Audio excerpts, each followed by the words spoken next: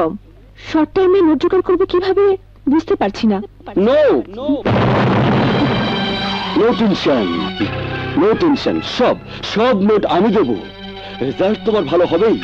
You are attractive bright young girl. তোমার নামের সার্থকতা আছে লাভলি। সন্ধ্যার পর হলে এসে ওর রুম থেকে নোট নিয়ে যেও। সন্ধ্যার পরে রুমে আসতে হবে কেন? নোট নিতে হলে তো আসতেই হবে। শোনো, কিছু পেতে হলে কিছু দিতে হয়, আন্ডারস্ট্যান্ড? আপনার কথাটা আমি মেনে নিলাম। তাহলে সন্ধ্যার পর হলে এসো। দাঁড়ান,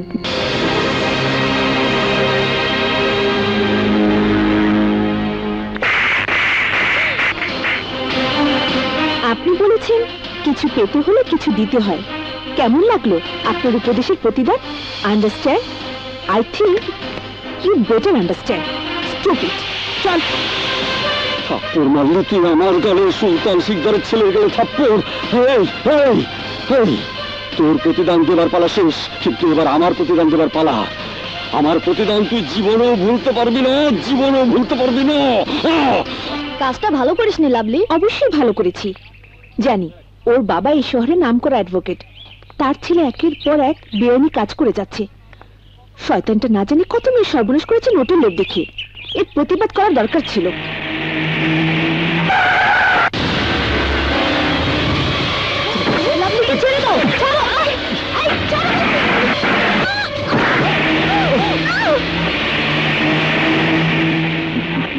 hello, police station.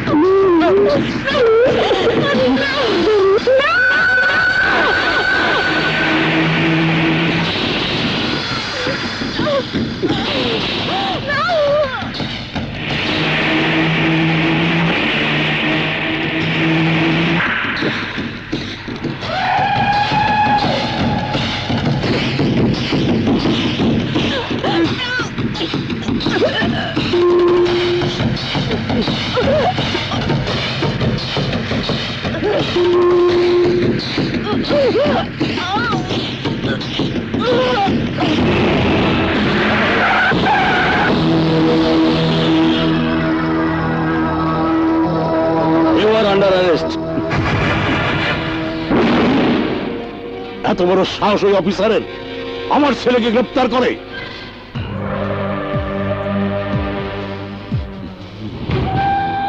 Officer, officer, আমাকে ছেড়ে দে, আমাকে ছেড়ে দে, আমাকে ছেড়ে দে অফিসার, আমাকে ছেড়ে দে।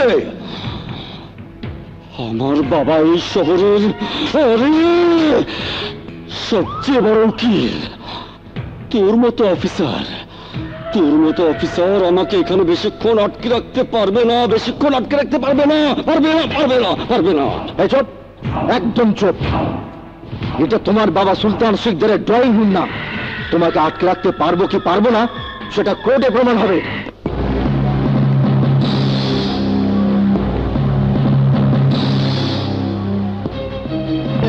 অফিসার, আমি খুব খুশি হয়েছি আপনি আপনার দায়িত্ব পালন করেছেন।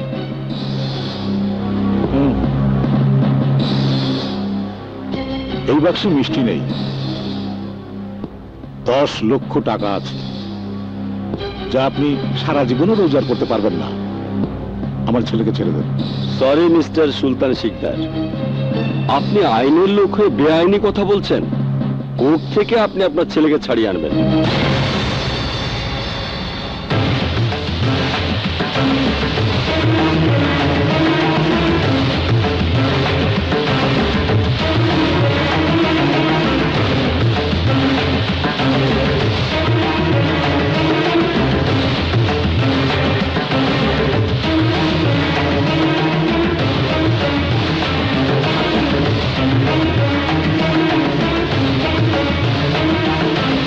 Order, order, order. আদালত আগামীকাল বেলা 11টা পর্যন্ত মুলতবি ঘোষণা করা হলো।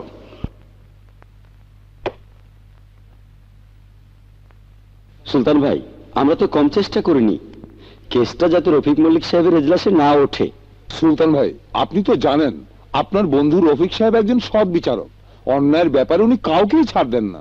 জানি জানি, সবই জানি। বিচারকের চেয়ারে বসলে কাউকে চেনে না, বন্ধু বান্ধব আত্মীয় স্বজন সবাই ওর কাছে মূল্যহীন হয়ে যায়। আইনের বইয়ে নিষ্প্রাণ ধারা দিয়ে ও মানুষের প্রাণের বিচার করেছে বছরের পর বছর, এতেই ও খুশি। সবাই বাহবা দিয়ে বলে এমন ন্যায় বিচারক অনেক দিন আমরা দেখিনি। কিন্তু এই ন্যায় বিচারকের কারণে যদি আমার ছেলের কিছু হয়ে যায় তাহলে আমি ওকে ছাড়বো না। আপনি এত অধৈর্য হচ্ছেন কেন? রফিক সাহেব তো আপনার খুব কাছের বন্ধু। আপনি আপনার ছেলের ব্যাপারে নিজে ওনার কাছে যান, উনি আপনাকে ফেরাতে পারবেন না।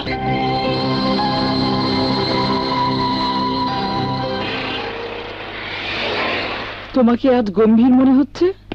হ্যাঁ, মাসুদ খানের রায় দিতে হবে আজ। রফিকুল, রফিকুল সুলতান, আজ তোমার ছেলের মামলার রায় ঘোষণার দিন। আজ তোমার এখানে না আসাই ভালো, লোকজন খারাপ বলবে। তুমি চলে যাও। রফিকুল, তুমি আমার বন্ধু, আমি জানি তোমার চেয়ারটা কোনো সাধারণ চেয়ার নয়, তবু তুমি ইচ্ছা করলে আমার ছেলের জীবনটা বাঁচিয়ে দিতে পারো। একই কথা তুমি অনেকবার বলেছ, আমি আমার কথাটাও বলেছি, আবারও বলছি, রায় আইনের পক্ষে হবে। সেতে করে রায় তোমার ছেলের পক্ষে যাবে না বিপক্ষে যাবে সেটা আদালতে যাও জানতে পারবে। এর বাইরে আমার কিছু বলার নেই, করারও কিচ্ছু নেই। তুমি এখান থেকে চলে যাও, চলে যাও।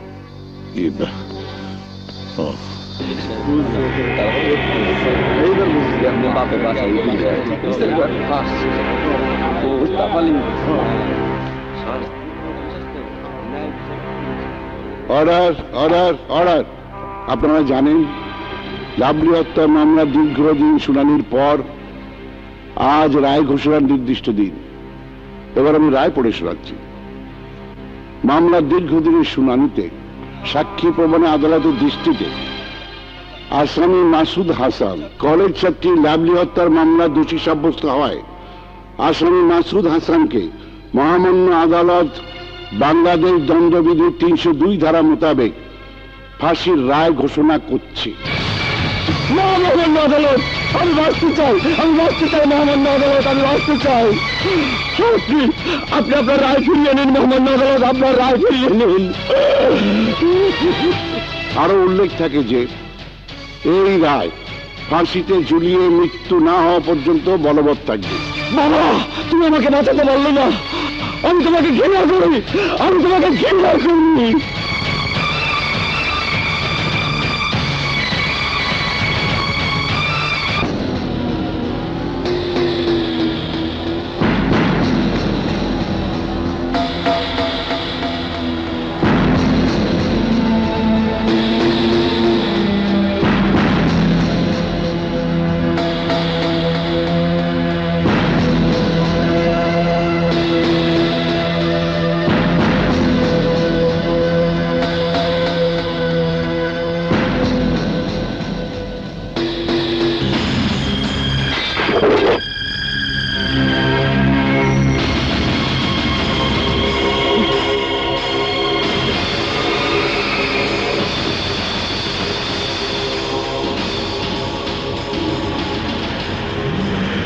রফিক, তুই আমার ছেলেকে বাঁচতে দিসনি, আমিও তোর ছেলেকে বাঁচতে দেব না।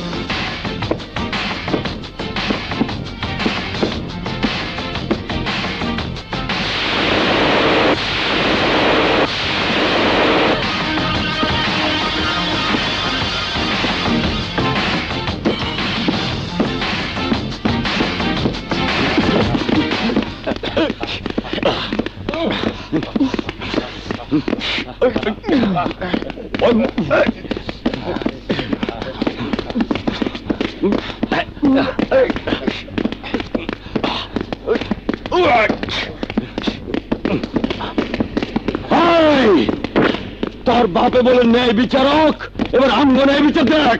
হাট!